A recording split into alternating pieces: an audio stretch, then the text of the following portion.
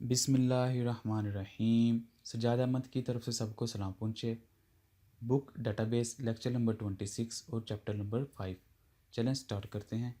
जो हमने शुरू में पढ़ा था डेटाबेस मैनेजमेंट सिस्टम को इम्प्रूव करने के लिए या जो हमारे पास एडवांस शेप में डाटा स्टोर करने की फैसिलिटी अवेलेबल है, तो उसके अंदर डॉक्टर साहब के जो 12 रूल्स हैं वो बहुत अहम किरदार अदा करते हैं, क्योंकि उन्होंने वो 12 रूल्स मैथमेटिक रूल के मुताबिक डेवलप किए थे और उनको ही फॉलो करते हुए पूरी डेटाबेस मैनेजमेंट सिस्टम प्रूव की जाती है। कोई भी database relational database management system आती है तो उसको देखा जाता है कि आया कि ये डॉक्टर साहब के 12 रूल्स को फॉलो करता है या नहीं करता।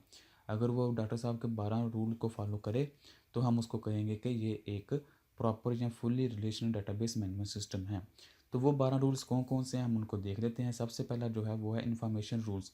इनके इन्फॉर्मेशन को स्टोर करने के रूल्स हैं कि डाटा हमेशा रोज़ और कॉलम की शेप में टेबल के अंदर स्टोर होगा।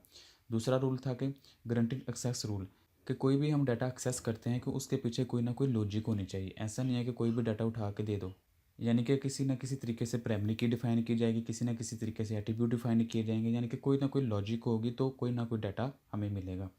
उसके बाद था ट्रीटमेंट ऑफ नल वैल्यूज़, यानी कि नल वैल्यू ऐसी वैल्यू कि अगर किसी कॉलम के अंदर कोई वैल्यू स्टोर नहीं की गई किसी रिकॉर्ड के लिए तो उसकी जगह वो नल को सपोर्ट करे कि ये नल वैल्यू है।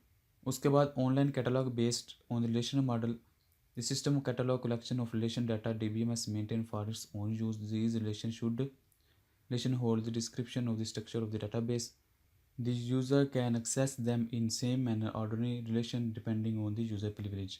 ऑनलाइन जो कैटलॉग बने हुए हैं यानी कि ऑनलाइन जो डाटाबेस है उसको भी हम इजीली एक्सेस कर सकेंगे नॉर्मल तरीके से, लेकिन जिसको उसकी प्रिविलेजेस मिली हुई है उसके मुताबिक।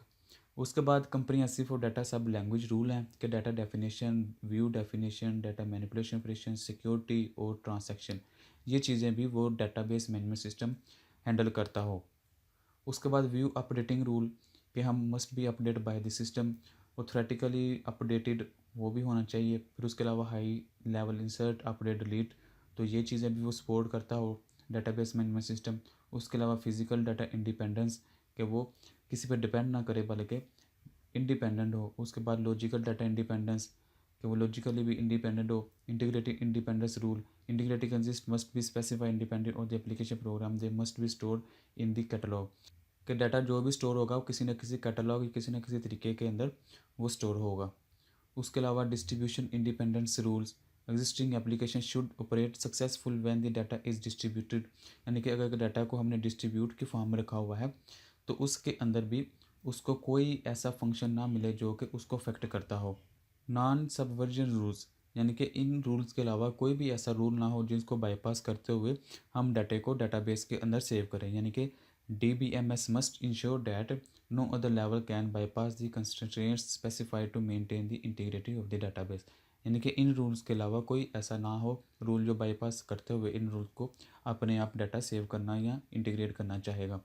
तो इन रूल्स को फॉलो करते हुए जो DBMS सिस्टम बनेगा तो हम उसको कहेंगे कि ये फुल्ली क्वालिफाइड DBMS सिस्टम है, आप इसको यूज़ कर सकते हैं। Thank you for watching. अल्लाह हाफिज़। अगर कोई क्वेश्चन है कंप्यूटर साइंस के मतलब वो पूछे। चैनल को सब्सक्राइब करें और इस वीडियो को अपनी क्लास वालों के साथ शेयर करें।